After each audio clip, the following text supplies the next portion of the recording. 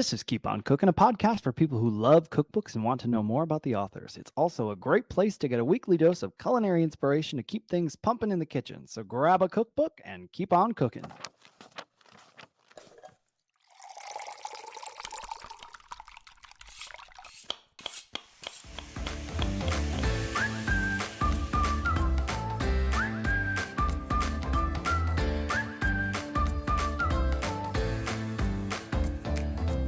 I'm Dustin Harder, and this is Keep On Cooking.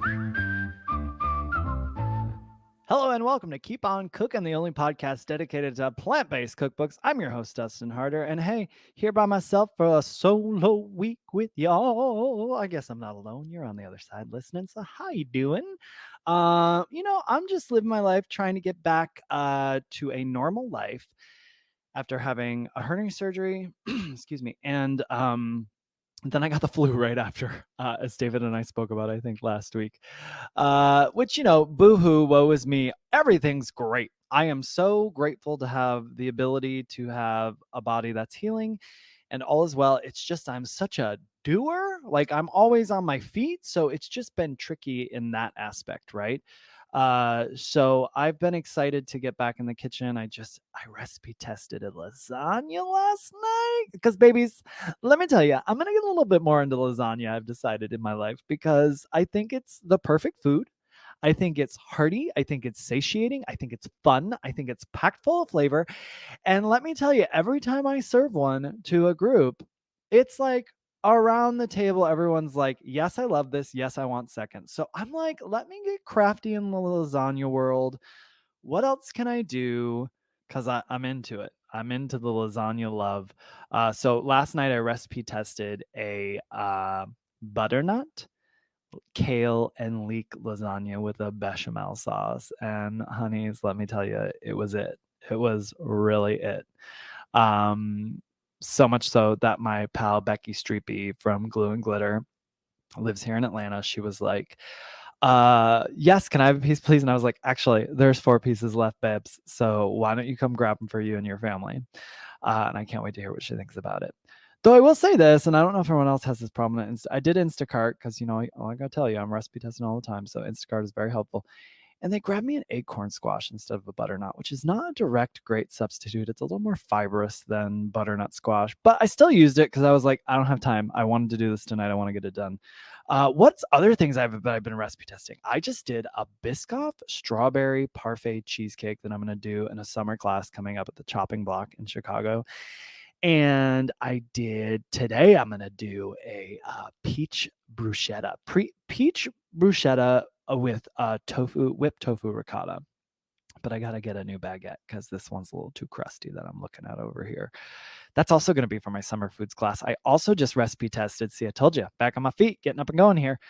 I also just recipe tested a summer orzo salad. So whole wheat orzo with tomatoes, cucumbers, red onion, all that yummy stuff, and feta cheese. Oh, and then I put mint, parsley, and basil in there, babies. Oh, David and I were a little obsessed with it. I took it and I took a big bed of kale and I massaged in some it's California balsamic, that oil-free dressing, but massaged that in there, and then I topped it with this pasta that had a red wine vinaigrette that I made for it. Oh, so good. That's a couple of things that are going to be in that summer foods class. Here's the thing. I can rely on, when I create these classes and I work with the chopping block or whatever school it is, I can rely on recipes that I've had for years, and I like to, and that's fine. But man, sometimes it's just fun to really start going back to the drawing board. I'm talking with the chopping block more because I'm going to be in Chicago, and I was like, I want to do a summer foods class, and they're on board for it. And I was like, I pulled all these recipes I already have, and I was like, I want something different. I want something new because, we're like dinosaurs. We change, we grow over. I'm saying that's why dinosaurs aren't here, because the world changes. We change as people. So I was excited to create a few new things to bring to the table for the summer foods class. And then this lasagna, different lasagnas have just been popping up in my brain. So I was just real excited to kind of get in the kitchen and whip that up last night. But listen, we're not talking about these recipes today. We're talking about a book called Tofu Cookery.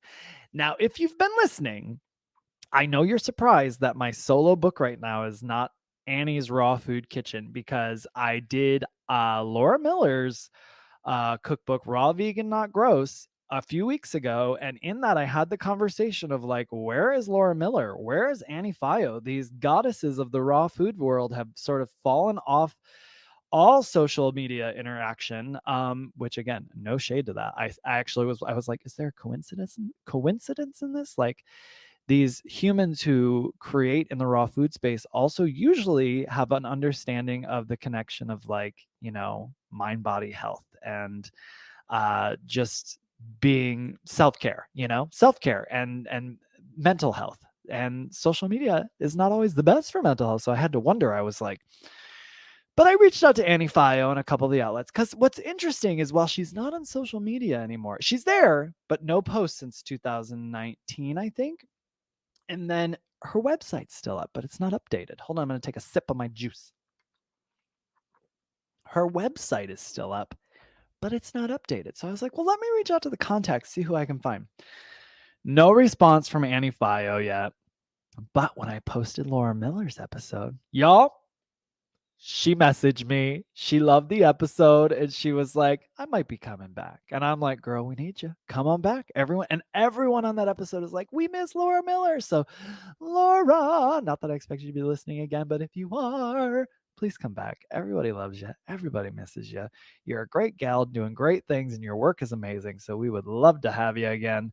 But listen, what we're talking about today is, I took a detour from the raw Where in the World is Annie Fio, giving her, maybe a little more time to respond to me. If not, then we're going to attack that book, Annie's Raw Food Kitchen, because I just made the beautifying pumpkin milk from there, and I love it so much. Shout out to Jill Eckert, my supervisor at work and dear friend. She, a couple weeks ago in a meeting, was like, oh, so-and-so suggested this pumpkin milk. And I was like, what? And then I was like, wait, I have that.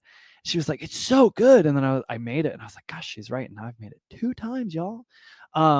Which says a lot for me when I keep returning to something. But anyway, I took a detour from the raw food world and talking about those books, because speaking of Instacart mishaps, Instacart sent me so much tofu. I think I ordered tofu, 2 blocks, and I ended up with 6 blocks of tofu. And I was like, David, we have so much tofu now. What am I going to do with all this tofu? And then I started flipping through all my books, which, oh my gosh, everybody, not to side tangent again. I swear I'm going to get rolling here, but I just went through all of my cookbooks, every single one of them, because we're going to be moving. We're doing a big move, and David and I have really cleared out a lot of our home. I'd say 50% of our possessions. And so the cookbooks were the big thing for me to go through. That they were kind of, I mean, everything's not done, but they kept getting pushed off, because I was like, gosh, I'm so overwhelmed. I'm so stressed out by looking at those books. I don't know what to keep. I don't know what to donate. I don't know what to sell. I don't know what to do. And when the thing is, when I hold a cookbook in my hand, it's like I'm almost quantum leaped to whoever wrote the book, because I feel in my hands, I'm like, so much work went into this book. And I really can appreciate and respect, even if I get it into my opinion, it's not necessarily a good book. That's not always the author's fault, by the way. Sometimes that's the publisher. But I still know a lot of hard work went into that book. So I hold these books in my hand, and I'm like, oh, so I went through all my books.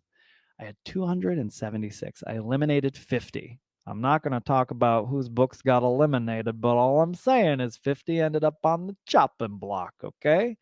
So I eliminated 50 books. But what was awesome that I was able to do is I went through and I was able to put them all down in a spreadsheet. So now when we move into our next home, one of 3 things is going to happen. We're either going to get a beautiful, glorious home that's got a built-in bookshelf in the wall, and it's all going up on there, and it's going to look amazing and stunning and glorious, or it's going to get pared down even more. We're going to get a small, tiny home, condo, and I'm going to get rid of, 200 of them, 215 of them, just have 50. I don't know, or I'm going to put them in storage, though I don't see myself doing that. Though I will say they didn't take up as much space in storage totes as I thought they would. So you never know. The world is open to what could happen. All I do know is this.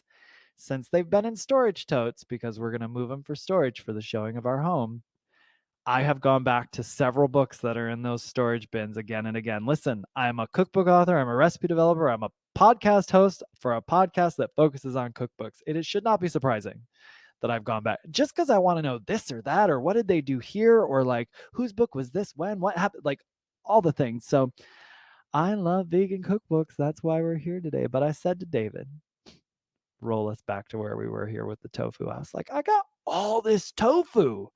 I was like, there's things I could do, but man, I wish I just had a book that was a tofu book. So, of course, I was like, well, there's got to be. So I go to trusty Amazon, type in tofu cookbook. To my surprise, y'all, not that many. But then we all know how much I love an OG book, right? A vegan book that was popping around in the 80s or 90s. Oh, I can't get enough of them because to me, those are simple. Like that's going to be simple food at its finest. So I found this book called The Tofu Cookery. The Tofu Cookery by Louise Hagler. I think it came out in 1983. Yes. So this is a revised edition, 25th anniversary, revised and updated edition. But let me tell you about this book. And I'll tell you, of course, I went through all that tofu before I even got the book in classic me fashion because I was like, oh, I'll use it for this. I'll use it for that. I'll use it for this. I'll use it for that. And we ate it all. It's fine. But let me tell you about this book. Since 1983, Tofu Cookery has been America's premier authority on how to make tofu taste delicious. Several generations of cooks have discovered the versatility of this healthful soy food through the range of comfort foods and gourmet dishes found between the covers of this treasured volume. Tofu has gained a well-earned reputation over the years as an economical source of high-quality, easily digestible, cholesterol-free protein. In this revised 25th anniversary edition, all the recipes have been updated for today's nutritional standards using reduced quantities of more healthful fats and less salt. Many new recipes have been added to reflect more current taste and trends and to complement the old favorites everyone has loved over the years. Sumptuous foods, love that word, sumptuous. Sumptuous photos with tofu on the center stage will tempt you and help you envision how your finished dishes will look. Now, let me tell you about something about photos, y'all. It is amazing what was considered.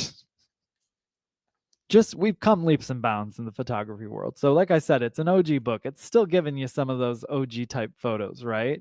But that's kind of what I love about it so much. Let's talk about Louise Hagler. We've talked about her before because she was the editor of the New Farm Vegetarian Cookbook. So we covered that book quite some time ago. Louise Hagler is a pioneer in creating vegan cuisine with tofu and other soy foods to satisfy the Western palate.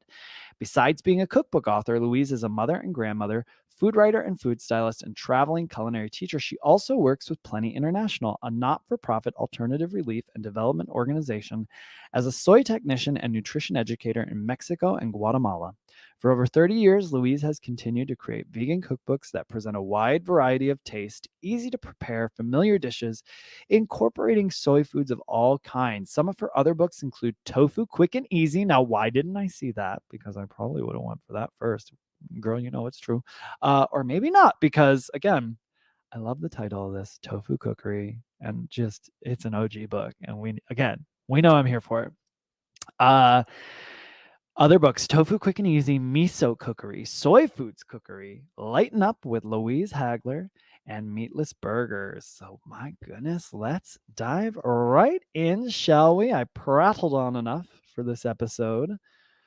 It's amazing. I always think I'm not going to have anything to say, and apparently I just love talking to myself. But again, I'm not alone. You are here with me on the other side, and I appreciate you being here. Okay, first chapter is appetizers, dips, and spreads. All right, what do we got? Oh, guys, so many dips. All you look at the contents of this, it says dip, dip, dip, dip, dip, dip, dip, dip, dip, dip, dip, dip, dip, dip, dip, dip, dip, dip, dip. Okay, we start off with veggie sushi, then rice paper rolls with tofu and peanut dipping sauce, garlic cucumber dip, wasabi ginger dip or spread, walnut olive dip, dried onion soup dip. Now hold up, what are we doing for dried onion soup dip? She says this is the classic California dip made with tofu instead of sour cream. Now, is dried onion soup dip a California dip? Is that a thing?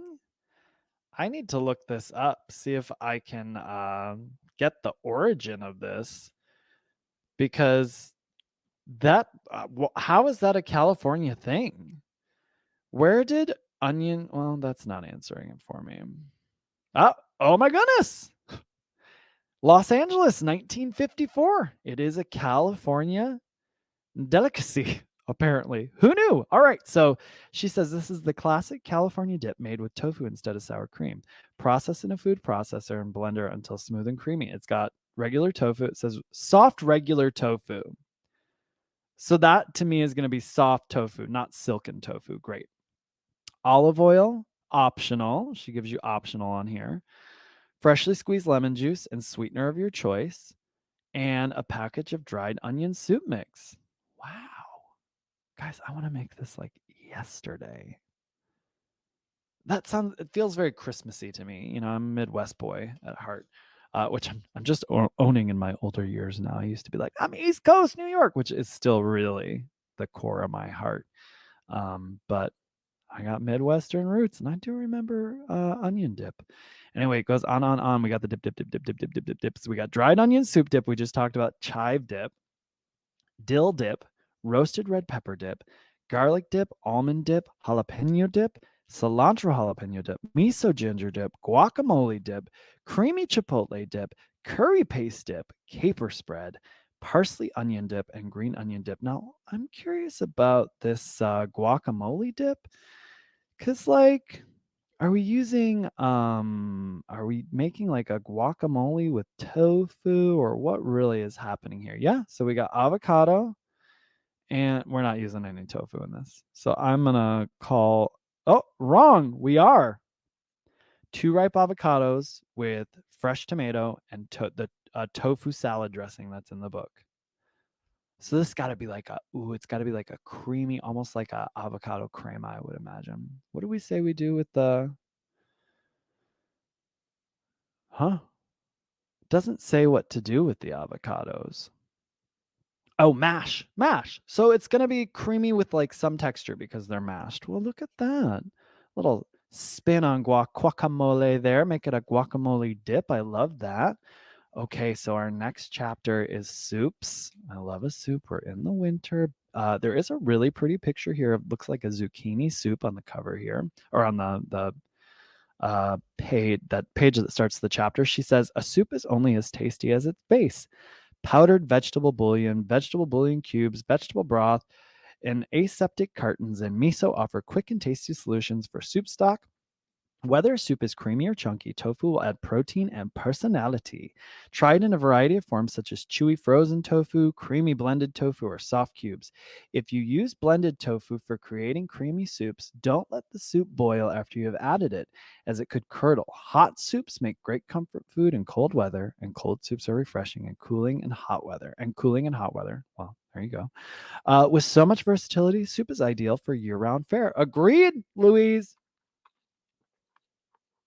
I agree.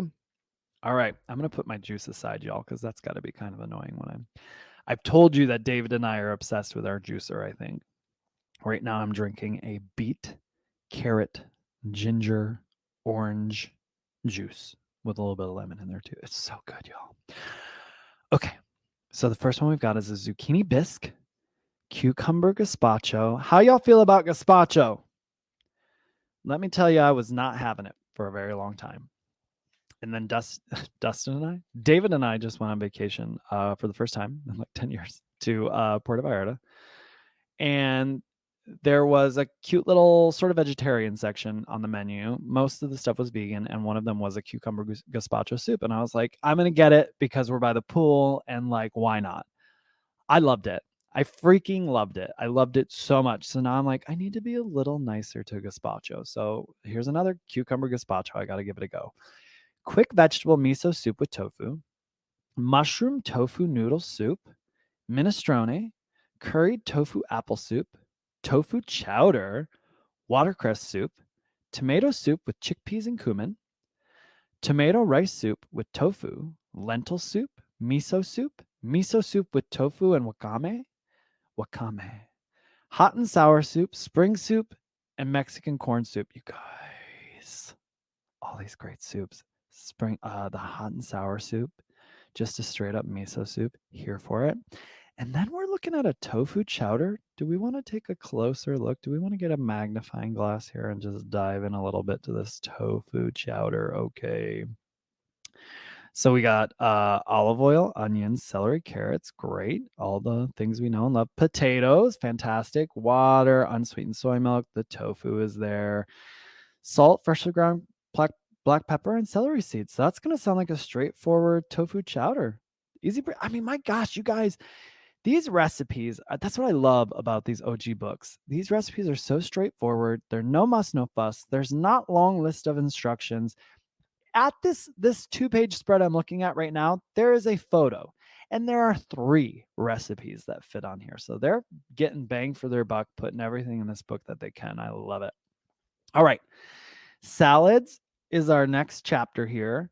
And man, she is giving you the goods here. So we got a Greek salad, an almond salad, roasted vegetable salad with tofu, Spanish tofu rice salad, tofu lentil salad, Asian slaw, salad sans poulet, sprouted. What is that? Do you think she tells me what it is? Let's find out here. Salad sans poulet. Do you know what a poulet is? Hit me up in the DMs if you do. Try this chicken-free salad stuffed in a pita bread, served as a salad on lettuce or mesclun or in a sandwich. So I wonder, is poulet a form of saying pita? Poulet. This is the salad sans poulet. I'm looking it up right now. That's me trying to kill time as I look it up. Chicken stands for chicken. That's French for chicken. So the chicken salad is what she's. I get it. Okay, great. Well, if you're not French, you wouldn't know. And I'm not French. I also don't speak French, but now we know. Poulet. I see that it's kind of like poultry. I got you. Okay. Cottage tofu salad. Is that cottage cheese? Is she making us some cottage cheese? Serve this versatile mixture as a sandwich spread, dip, or salad in a bed of lettuce. Yeah, it looks like perhaps it is. Yep, she's given us a cottage cheese variation in here. I kind of love that because let me be real, like I'm never like, ooh, I need cottage cheese, but there's times when I'm like, ooh, some nice like chilled cottage cheese would be yummy with this. I don't know if that's weird. We ate it a lot when I was a kid. It was always in the house, always a little container of cottage cheese. Anyway, we got golden tofu salad, savory tofu salad, tabbouleh, cucumber boats, potato tofu salad, sesame tofu salad, cucumber tomato salad, lettuce rolls, canteen fruit and vegetable salad, apple nut salad, creamy apple canteen gel with fruit, canton maybe. Gosh, I'm really getting my yes. So that's going to be the gel canton, and she's using canton is another word for agar. Look at everything we're learning here. Canton, not canteen, canton. So this is like a jello salad from the sounds of it. Yes. Also, agar, also known as canton, is a plant-based gelatin made from sea vegetables. It comes in flaked or in powder, ready to be dissolved in hot liquid. The fruit gel can be served as a salad or a light dessert. Look at that. Any combination of fruits can be enjoyed in season or from the freezer. Using frozen fruit causes the gel to become firm almost immediately. Well, I want a jello salad. I might make this. See, nowadays we would have called that a jello fruit and vegetable salad in a cookbook. But maybe back then, canton was all the rage. Everyone knew what the word meant. I don't know. Highly unlikely. I doubt it. Or we'd call it an agar fruit salad so people knew that it was agar. But you do you, Louise. Apple nut salad, creamy apple canton gel with fruit. Oh, that's the one we're talking about. Frozen fruit salad, spring quinoa salad, and salad dressings and sauces. Well, let's see what she's just got sort of stacked under there. Ooh la la. Okay, I'm going to give you the list of dressings here. I mean, this is really cool. All these dressings you can make with a tofu base. Wow. Tahini tofu lemon sauce, Thousand Island dressing, creamy Italian dressing, avocado salad dressing, dill salad dressing, tofu aioli, cucumber salad dressing, green goddess dressing, Russian dressing, creamy sweet and sour poppy seed fruit salad dressing, sweet and spicy fruit salad, lemon caper dressing, tofu sour cream dressing, tofu salad dressing, tartar sauce, hollandaise sauce, horseradish sauce, and silken miso sauce. She really gets into it there with the dressings for you. Love her for that. Lots of great things to try there. That's actually going to take us to the fun of it. We're getting to the main dishes here, okay? So, when we're looking at main dishes, what are we looking at? She says, versatile tofu takes on so many shapes, forms, textures, and flavors for main dishes. It is not just for stir fries. As a high protein staple that absorbs and showcases whatever flavors are added to it, tofu can take the place of meat and similar animal-based foods in any conventional dish. Many ethnic dishes lend themselves well to incorporating tofu. Firm and extra firm tofu work best in dishes where it's important for the tofu to retain its shape. Frozen tofu offers the most chewy texture and provides maximum absorption of flavoring. That is so true. Tofu also does an exceptional job of standing in for ricotta in dishes like lasagna. Now, I got to tell you, there's this whole I hated pressing tofu. I couldn't stand it. So I started creating recipes where I didn't have to press it. But there is a value to it. So I don't tend to marinate tofu a lot. So I'll toss it with some spices and stuff and bake it off or air fry it off. There's lots of flavor to it still. But if you want to marinate it and really soak up some flavors, you want to press it so that then the liquid is out of it and then it's going to suck up that marinade essentially, right? And I was sort of resistant to that for a while, and I had a friend who was really fighting me on it. But then I had another friend who was like, pressing's the worst. I'm with you. So like, wherever you go, there you are, right? You know what I'm saying? Holy moly, she's got one, two, three, four, five, six sections. All that to say, sorry, to finish that, sometimes I press my tofu, sometimes I don't. If it's a liquid marinade, I'm pressing my tofu so it absorbs the liquid. If I'm doing a dry rub, I'm probably not going to press it. Okay. She's got 6 sections here. Center of the plate, casseroles, savory pies, and one-pot dishes, stir fries, burgers, patties, balls, and filled rolls, and pasta with tofu, and then portable food. Ooh. All right. So we're going to dig into the center of the plate. We got barbecue tofu, Korean barbecue tofu, apricot orange barbecue, chewy tofu nuggets, sesame tofu. Okay, so chewy tofu nuggets. I just have to pause real quick and talk about the Wendy's nuggets from Brian Watson's book, Vegan Fast Food. He's been on this podcast, so go look it up. Vegan Fast Food. We talk about all of the great fast food that he makes in this book, but he does the Wendy's chicken nuggets. And when David and I were going through those blocks of tofu, I was like, I want those gosh darn chicken nuggets. So we made them, and they're just so good. He does this great liquid, wash for them that you then dip it in the dry mixture, and then you coat it all, and it just fries up just like the Wendy's one, like truly. And it's so delicious, so good. So that was a little treat we had last week at some point. Anyways, apricot orange barbecue, chewy tofu nuggets. No shade, Louise. I'm sure yours are great too. But if someone's looking for those Wendy's ones, I want to really shout out that vegan fast food book. Okay, sesame tofu, chili, words. That's all they are, Dustin. Chili, Colorado, 5-spice tofu, Indonesian satay, tofu loaf, tofu paprikash, sweet and sour tofu, eggplant sandwiches, basic fried tofu, scrambled tofu, oven fried tofu, crunchy tofu cutlets or sticks, tofu with squash blossoms and basil or cilantro, and teriyaki tofu. Yes, ma'am.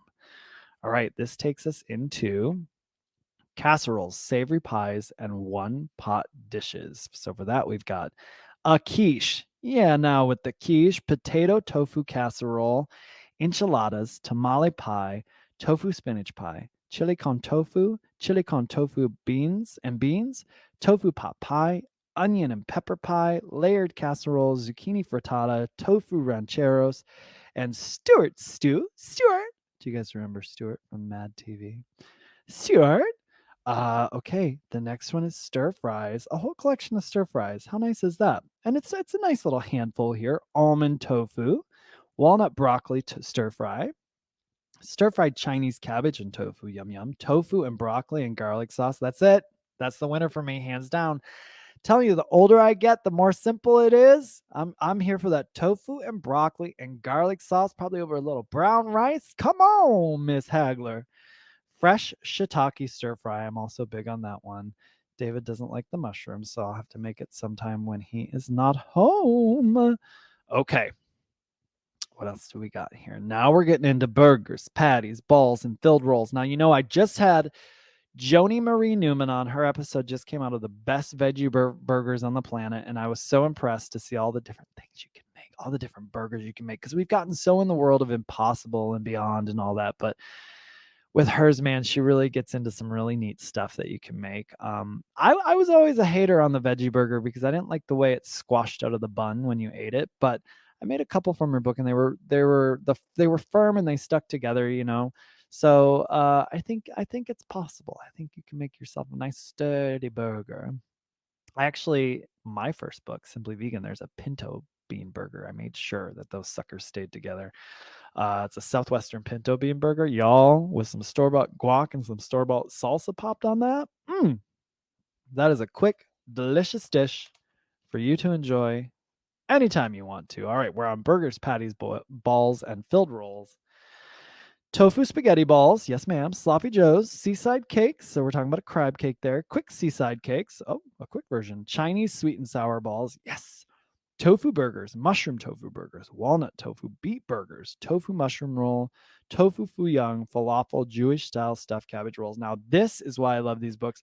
Things like the beet burger. When I was filming the Vegan Roadie, people would be like, "Oh, we came up with the beet burger. It's this thing, it's that, and it looks like it bleeds and all these things." And I'm like, I don't want none of that. Also, why are you acting like you're the first person to ever make something with beets? Like, what are you talking about? Because we got people like Louise Hagler who were making beet burgers back in 1983. You stand me? Okay, cause what? Thank you. Say no more. Now we're going to look at pasta with tofu. That was an ode to Jennifer Lewis. If you love Jennifer Lewis, you want to watch the movie Jackie's Back.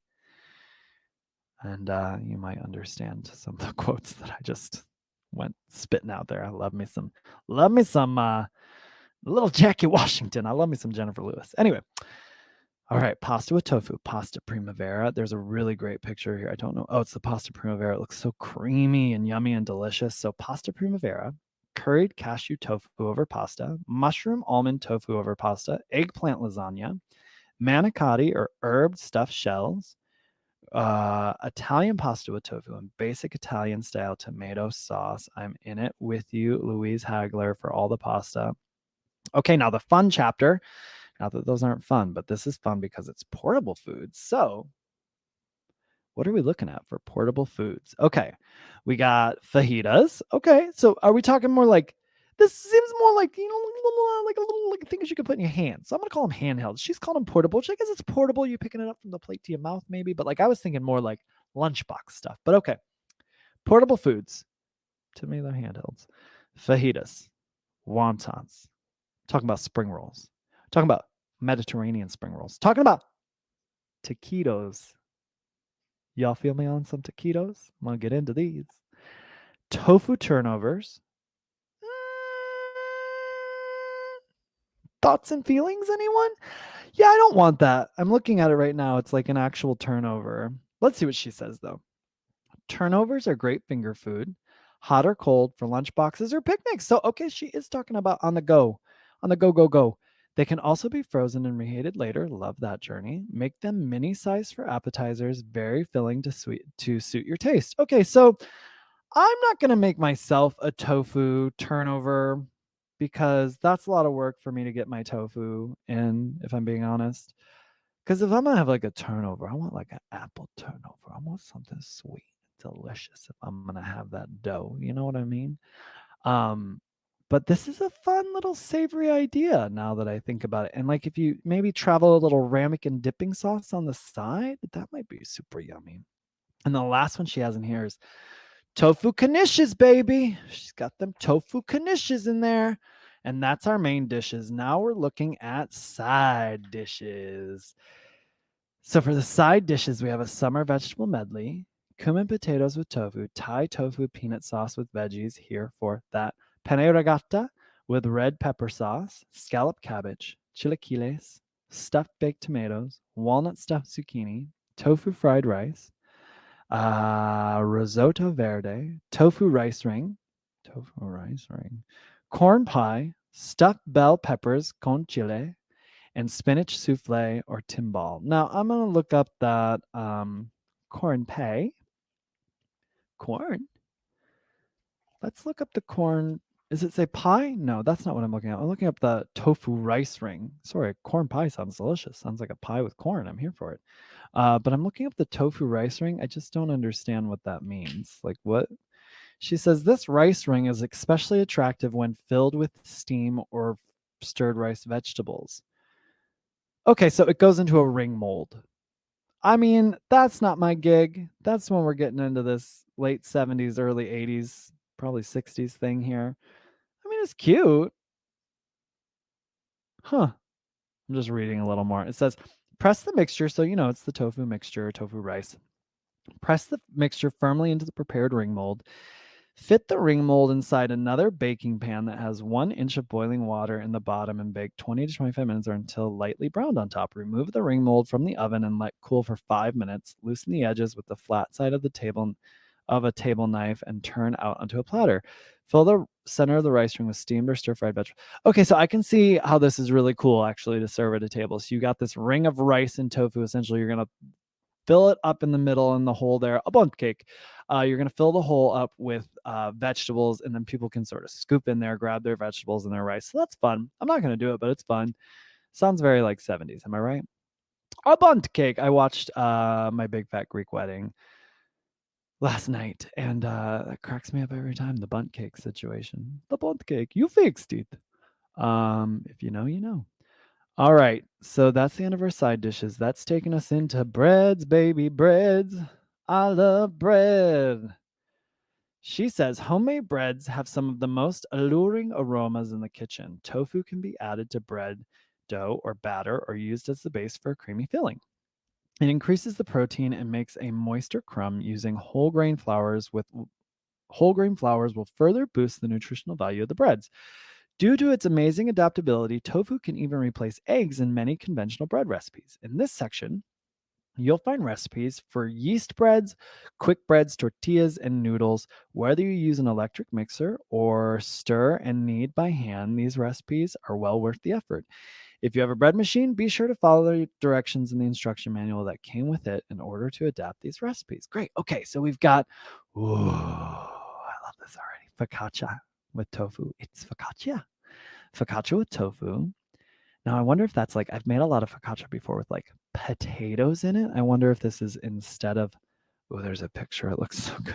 Y'all know what this is going to do to me, right? It's a Saturday when I'm recording this. Oh no, I'm going to get off here and make focaccia because it's just what I do. It's just what I do. I got other things I need to do today, but why not make a focaccia, right? So it looks like, yeah, so we're gonna use the tofu in place of where I might typically have used potato. I love that. Potato bread or rolls is the next one actually. Pumpernickel bread. She's making pumpernickel bread in here. Who, when they were a kid or even as an adult now, had pumpernickel bread with spinach dip for the holidays? We actually had it this year, and what was cool is my mother-in-law, she really went to town making sure David and I had vegan food to eat, and she made all these recipes from my books, y'all. And in I think it's Epic Vegan, the first Epic Vegan, there's a stuffed shell recipe that's a spinach and artichoke stuffed shell. She was such a genius. She halved the recipe, so she only stuffed half the shells with the filling, and then she kept the rest of the filling aside so that David and I could dip the bread, the pumpernickel bread, in the spinach dip. It was so sweet and so smart, right? So smart. All right, next we got buckwheat cakes, rum rolls, blueberry Sally Lunn, tofu pancakes, Danish, tofu French toast, English muffins, flour tortilla, hush puppies, sesame tofu crackers, banana bread, noodles. So she's doing some pasta in here, and cornmeal muffins. Yo, how great is that? What a nice little collection in here. I love these English muffins in here. Sesame tofu crackers. She's making some Danishes straight up. Oh, and tofu pancakes. So it looks like we're using flour mixed with a little bit of tofu, and that's going to give you that protein in there to give you that nice chew when you make your pancake there. So the French toast, I'm going to guess it's a mixture. Yeah, so you're using a mixture of tofu with some, a little bit of water and sweetener of choice, ground cinnamon and salt, and then you're going to dip your bread in that to make your tofu French toast. Very smart, Louise Hagler. I love it. Okay, now she's not leaving me hanging. You know my favorite part of any book, everybody. Time for the sweet treats, baby, this evening. I want some sweet treats, baby, tonight. Okay, so she says in here, tofu excels at replacing eggs and dairy products in creamy sweets, whether it is transformed into pie, pastry, cheesecake, pudding, topping, cake, cookies, bars, or ice cream. Blended tofu takes on whatever flavor is added to it. Many of our family favorites are included here, especially ones for the holidays. For an everyday sweet, it's easy to make a simple fruit smoothie. Just process softer silken tofu in a blender with your favorite fresh or frozen fruit until it is smooth and creamy. Add sweetener to taste and add a little soy milk to facilitate processing if needed. So we have sections in here: pie and desserts, tofu cheesecakes, tofu pudding and toppings, cakes, cookies and bars, and ice cream. So let's get in here. Oh, black bottom pie, coconut tofu cream pie, orange vanilla baked custard, pumpkin pie, chocolate peppermint velvet pie. And I'm looking at this chocolate pie right now. It looks so yummy, everybody. Frozen peanut butter pie, plum noodle kugel, banana dessert, and tofu ganache or truffles. How yummy is all of that? Next section we're getting into is cheesecakes. So we got 3 cheesecakes in here. We got a straight up regular cheesecake, a maple tofu cheesecake, and a chocolate cheesecake. I got to tell you, I won't be making these. I've made so many tofu cheesecakes and I do not care for them. There's I've made a lot of great sort of like I use the cheesecake, the store or the cream cheese, the store-bought vegan cream cheese. I will say this, do not use BioLife to make a vegan cream cheesecake. The oil content in it is too high and you just end up with sort of like a soupy mess of oil on top of your cheesecake. Sorry, BioLife, which is weird because BioLife has a cheesecake recipe on their website, and I tried it specifically because I had previously used their cream cheese in a cheesecake recipe I was testing, and I was like, well, this turned out not great. So I was like, let me look at their website to see if they have any recommendations for using it for cheesecake. Well, no, they don't have a recommendation on how best practice, but they certainly do have a cheesecake recipe. So I was like, maybe this is my bad, my foul. So let me make this. Same thing happened. So Violife, you need to stop knocking your cream cheese around as an option for cheesecakes because it's not true. Now, I don't want Violife coming after me because I do have this to say. I freaking love Violife. If I had to, it's in my top like 3 vegan cheeses probably. I love it on pizza. I love it on quesadillas. I love it on what am I trying to think of that? They're feta cheese. So good. And they make a lot. They're mature cheddar. They're Parmesan. David and I are a freak over their Parmesan. We keep it block in the house regularly. I got a brand new zester just so I can like shave it super thinly. We love their Parmesan cheese. So BioLife, I love you, baby, but you got to be real about your cream cheese. The oil content is too high in there to be making a cheesecake. Okay. When it comes to making cheesecakes with store-bought vegan cream cheese, I'm sorry, everybody, but I'm going back to the OG. Tofutti does it. Tofutti does it. You know what other cream cheese I don't like? Miyoko's. Sorry, don't like that ish. It's hard. It's too tangy. Like it's all tang. It's not good. Oh, I'm getting feisty now on this cream cheese thing.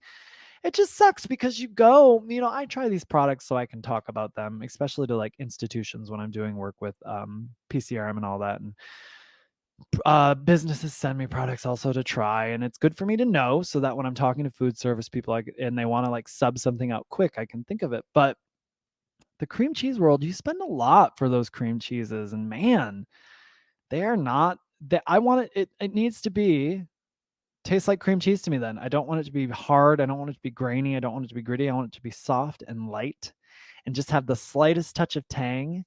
And luscious and creamy and spreadable. That's what I want. Violife's the cream cheese. Now, Violife, I will say this. Well, it might not be great for cheesecake. It's a fantastic cream cheese. It's delicious. So I'm not saying Violife's cream cheese is bad. It's delicious, but I wouldn't be making a cheesecake with it. Kite Hills is fine, but let me tell you, and David and I talked about this on here before, twice now, maybe thrice. We've gotten their cream cheese. We actually don't get it anymore because of this. We've gotten their cream cheese. We bring it home, and there's like mold. One time there was a growth of something like real nasty in it. Didn't look like mold. We couldn't tell what it was. Another time was mold. Another time was mold. And that was it. Third time, we're like, we're done. We're not buying. And the expiration date is like months ahead. So like it wasn't expired. I sent pictures to the company. They never replied back to me. Not to throw shade on Kite Hill, but I'm just telling it like it is. I have used their ricotta, haven't had problems with that, but it's also like $11 a container for like an 8-ounce package of ricotta. Y'all, make your own tofu ricotta. It's not worth, like, get a $2 package of tofu and make your own ricotta, because spending $11 on a ricotta from Kite Hill is, I'm sorry, absurd and ridiculous. Do not do it. Anyways, again, fired up today. Whoo, we were just talking about cheesecakes. We're going to move into tofu puddings and topping. Okay, so what do we got here? Ooh, I love a good pudding. I really do. I really love a good pudding. We got a carob pudding. Don't love that. Orange date pudding, vanilla pudding, orange pudding, banana pudding, chocolate pudding, apricot whip pudding, strawberry pudding, lemon pudding, creamy mango pudding, banana date pudding, sweet and creamy topping. No, it's just called sweet and creamy topping. She says, serve this luscious topping as you would whipped cream. There we go. See, I need it to be called kind of what it is, so I know. For the best flavor and texture, use only very fresh, soft tofu. Okay. Now, banana date pudding. What's in the banana pudding? We got firm regular tofu, bananas, sweetener of choice, and oil, which is optional. That's interesting. I find it semi-interesting. I really am curious about these puddings. How yummy is that and easy is that banana pudding? And we all want a good banana pudding, right? I love that. And I was intrigued also by the mango pudding and lemon pudding. Oh, he wants pudding. I didn't know I wanted pudding so much. Pudding. Okay. Cakes is our next one. Y'all know I love a cake. Want it to be my birthday every day so I can just eat cake. We have a blueberry lemon cake, carrot cake, creamy filled crumb cake, shortcake, chocolate pudding cake, and peach strawberry upside down cake. I'm into that. That sounds really nice.